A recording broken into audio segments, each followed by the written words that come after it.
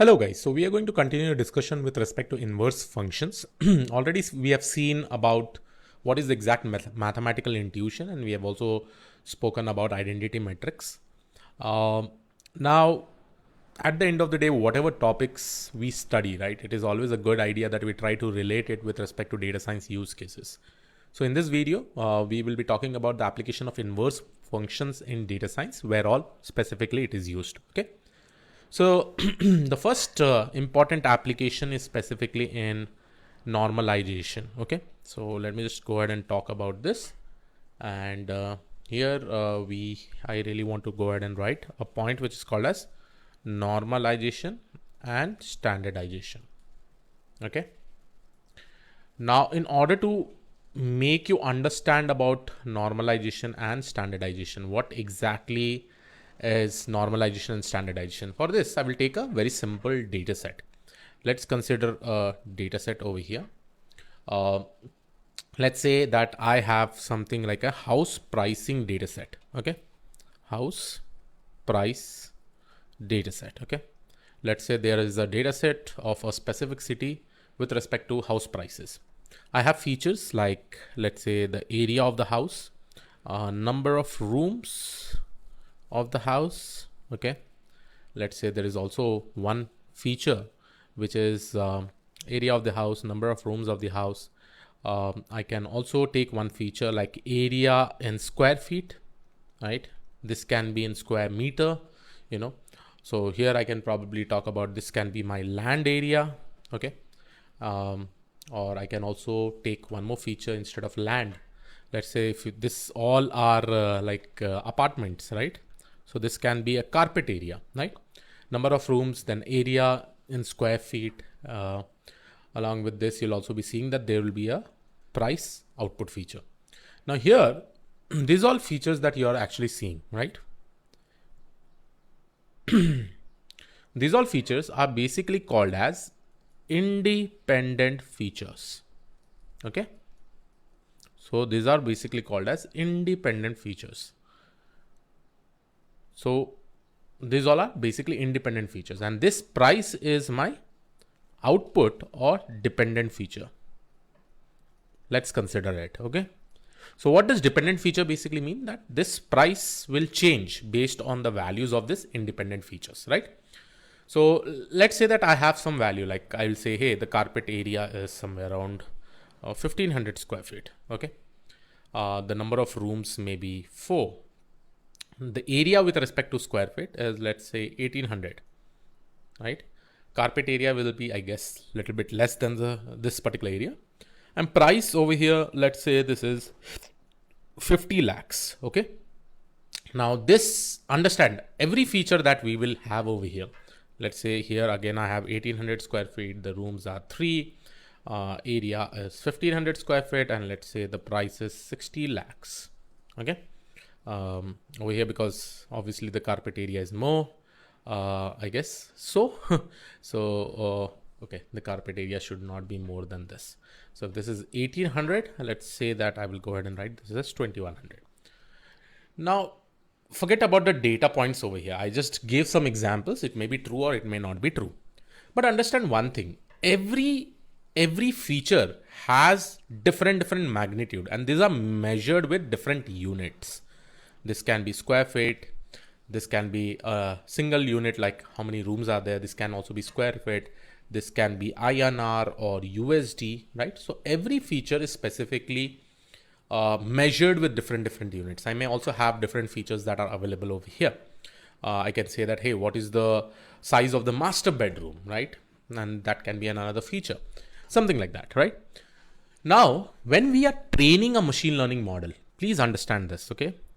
When we are training a machine learning model, it is always a good idea, ML model, it is always a good idea. We should not consider this units, or since all these features are of different units, and at the end of the day, I have to train this ML model with this features itself.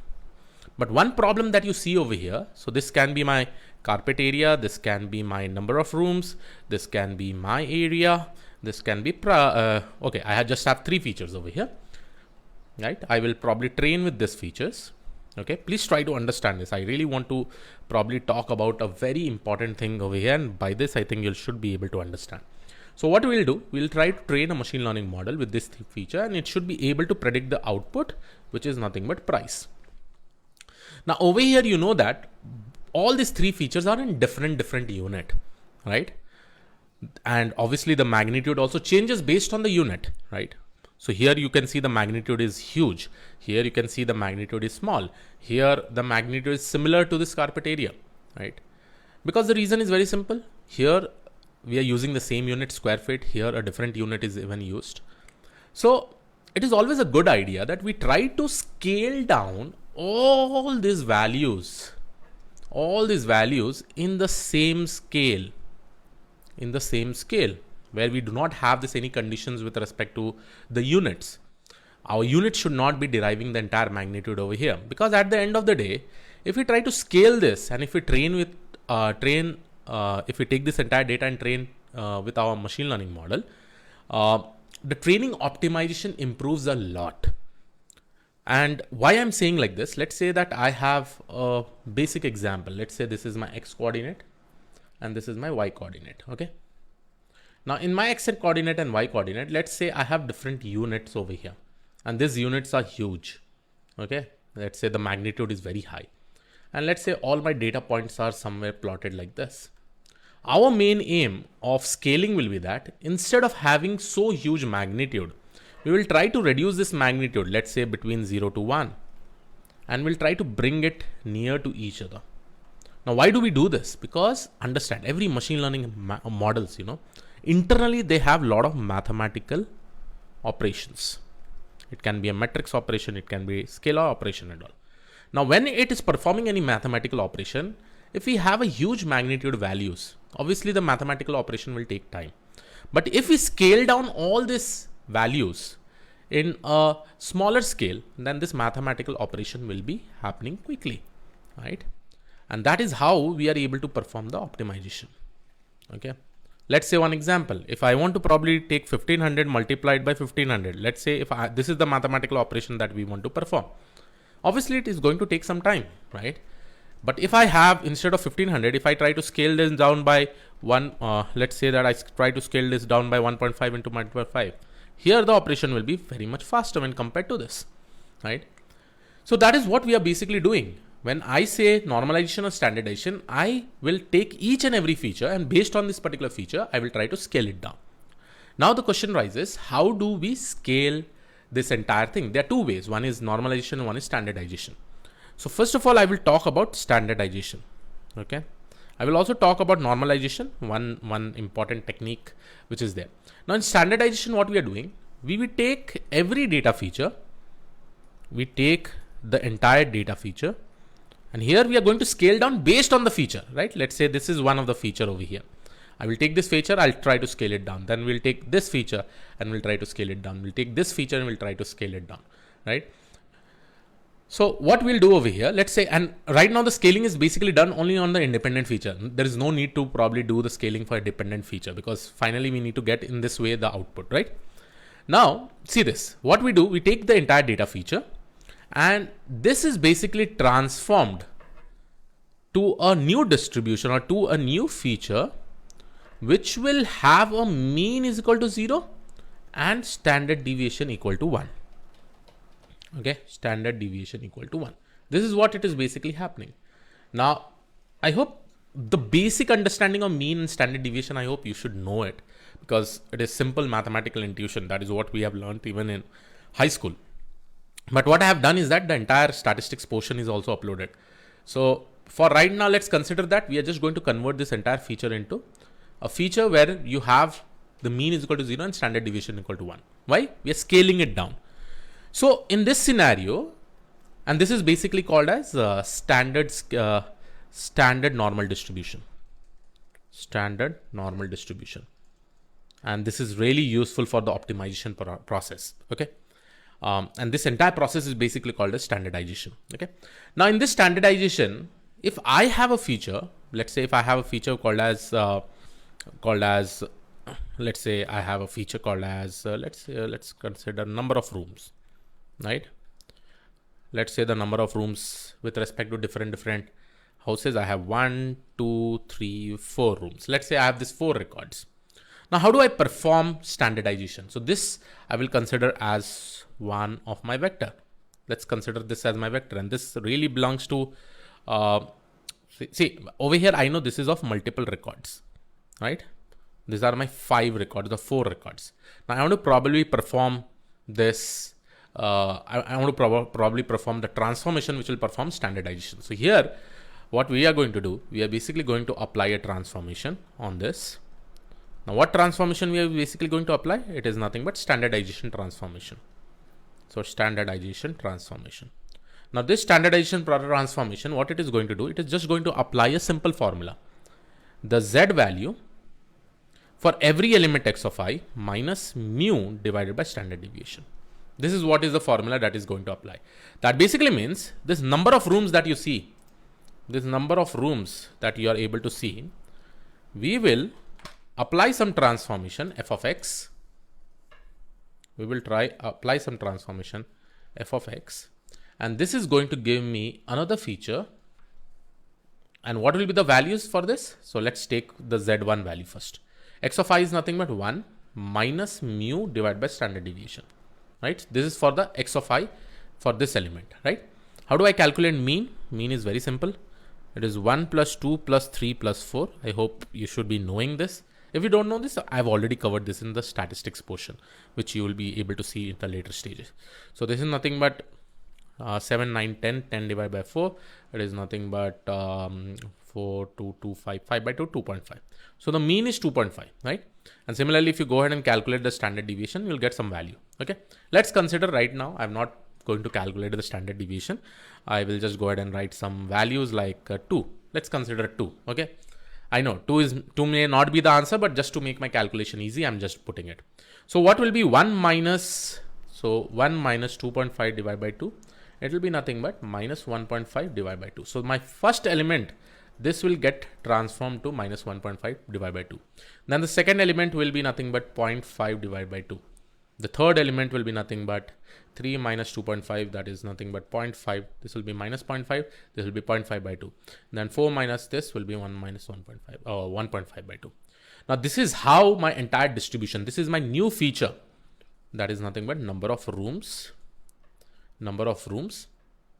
I'll say dash. Okay. This is my new feature and this is my transformed feature. So here I have applied f of x function. Now similarly, I should also be able to apply the inverse function f dash of x, wherein for this element I should be able to get this back, right? I need to apply this, right? This is my inverse function. This is my normal transformation. This is my inverse transformation, right? So for inverse transformation, so for the original transformation f of x, let me just go ahead and write. So for the original transformation, my formula was something like this. My formula was z is equal to x minus mu divided by standard deviation. This was my formula. Now for the inverse transformation, if I really want to go ahead and derive it, if you go ahead and apply this inverse transformation, you should be able to get it. So here I will write x is equal to z sigma. See, for x I need to compute. This sigma will go up and mu will go up. Mu will go on the RHS. So z sigma plus mu, right? Now let's try it for any of the element over here. Let's take for this whether I'll be getting 1 or not. So if I go ahead and write what is my x, z1, I will take minus 1.5 by 2 multiplied by what is sigma? Sigma is nothing but 2 plus mu. Mu is nothing but 2.5. So this and this will get deducted, right?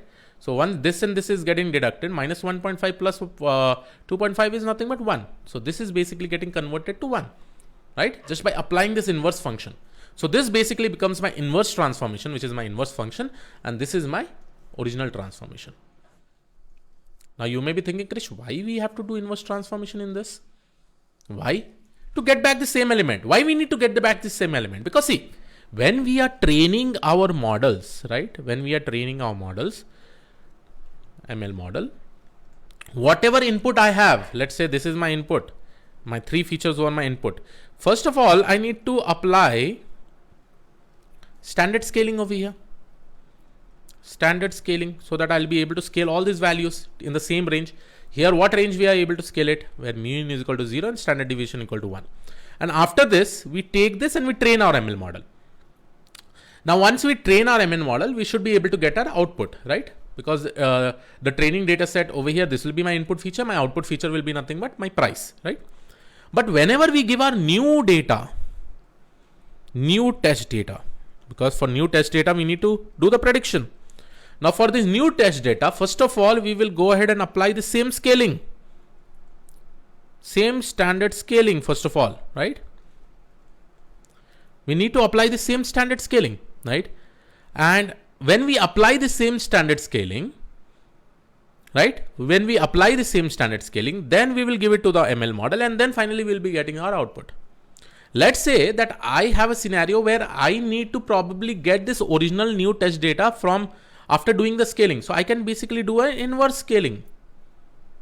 I can do basically inverse scaling to get this same value, right?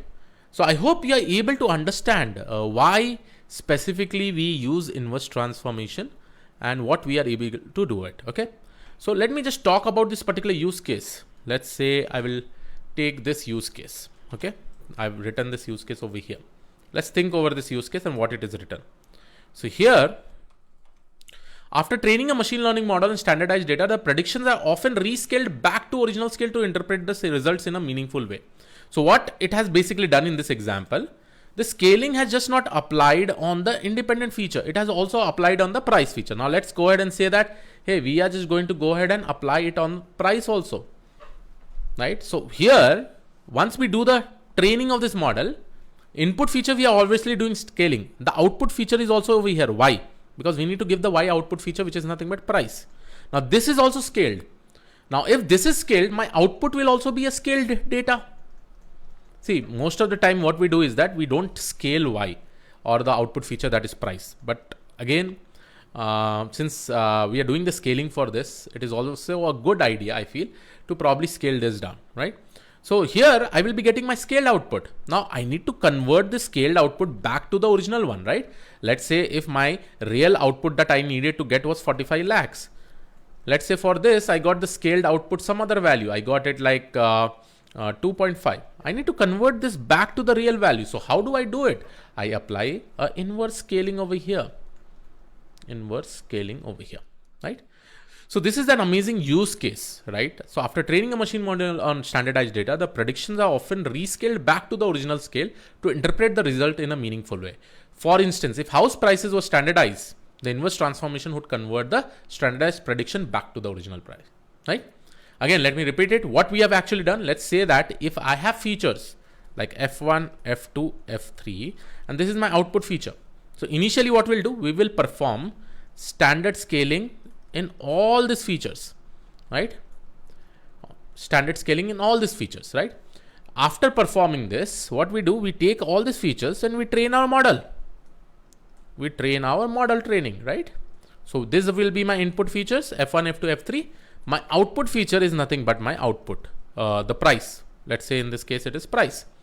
Now what will happen? This model will be able to do the prediction. It will be able to find out the output based on any input, right? So let's say if I give a new input. So first of all, for the new input, the scaling will be done.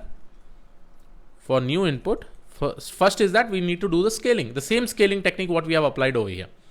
And then finally, when we get the output, this will be our scaled output. Now, in order to convert this back to from the scaled output to the normal output, what we'll do over here? We will perform inverse scaling. Now, I hope you should be able to understand this. And this is what we specifically do in machine learning. So this is one of the amazing use cases, which is called as standardization normalization. If I talk about normalization, there is one very amazing technique with respect to that. So let's talk about normalization. One of the technique that we usually use in computer vision whenever we are working with images. And it is a feature scaling technique, which is called as min-max scaler. Feature scaling, min-max scaler with min-max normalization, I'll say. Now here, with respect to min-max scaler, the original transformation, f of x, the original transformation is something like this. Here I'll go and write Z is equal to X minus minimum of X. Minimum of X when I say every single element, and minimum of X basically checks from the X features, right?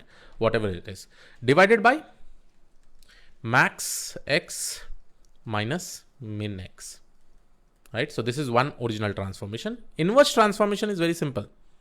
We need to compute it for X, right? So inverse transformation, okay, is nothing but X is nothing but Z multiplied by, this will be taken up, max X minus min X divided by X minus min X. So by using this transformation, I am converting, I'm applying a transformation which will probably take X to Y. And by this inverse transformation, T dash, I will write it out, this will take it to Y to X. That is what is basically happening over here. Not only this, in statistics, right, you will be learning about something called as distribution of data. Distribution of data, okay. So in distribution of data, you'll be seeing some amazing distributions. Like, let me take one example. So here I will take one example, which is called as logarithmic distribution. So logarithmic distribution basically takes a specific data, and if your data is in this shape, you learn more about this, okay. If your data is in this shape, where this is basically called as right skewed, right? So we can convert this distribution into a normal distribution. Why normal distribution? Because for most of the machine learning algorithm, it wants data in this normal distribution, right? What exactly is normal distribution? I'll cover this in stats. But if I really want to perform this transformation, so for this, let's say if this is my X value, I will be able to perform this. If I go ahead and write one of the equations, so here I will go ahead and write original transformation function will be nothing but Y is equal to log X. So this entire equation will be able to represent with this formula. And if I go ahead and see the inverse transformation to get this, right? To get this, it will be nothing but X is equal to e to the power of Y, right? So when I apply this function, this is going to convert this. If I apply this function from this, it is going to convert this distribution. From normal distribution, it is going to convert to logarithmic distribution, right? So this is also basically applied in financial data analysis. So let me just give you a use case over here. So here you can see in a financial data analysis, the income or sale data often exhibits skewness. Apply a log transformation can stabilize the variance and make pattern more visible. After modeled prediction, we can also do the inverse log transformation. So this is specifically used in machine learning and deep learning. Okay. And similarly, there is also one more transformation which is called as Box-Cox transformation. And that all things are basically discussed in statistics, right? But in short, if I talk about this functions or inverse function, they're doing some kind of transformation, which is converting one type of data to the other type of data, wherein the conversion is important because there are a number of reasons. First of all, for efficiency, for model training purpose, so that the model will be able to optimize or find out the quick parameters itself, right? So this will be basically used. And once you learn these particular topics, and once you probably go and learn statistics, and then you probably start machine learning and all, right, you should be able to understand all these things very much easily. Okay. One final example that I really want to talk about is something called as data encryption. And I think many people have also heard about this. Data encryption and decryption. Very, very amazing example with respect to data transformation, right? Let's say I'll go ahead and write my encryption. Let's say I have some data. I want to probably perform some encryption function. So this is my encryption function. I will go ahead and denote it like this, EP, and here I will write C, where P is plain text. Let's say I want to probably encrypt a plain text. It can be a password, let's say. And C is ciphertext. Okay. So here, if I go ahead and write like this, that basically means this cipher text will get applied to this plain text. And similarly with respect to decryption function, if I want to decrypt it, it will be like D of C, and I'll apply this back to P, right? So here what is basically happening, whatever data is that, I'm going to apply some encryption over there. Whatever data is there, I'm just going to do a decryption over there. For this particular encryption, I just want to do the decryption to get the output, right?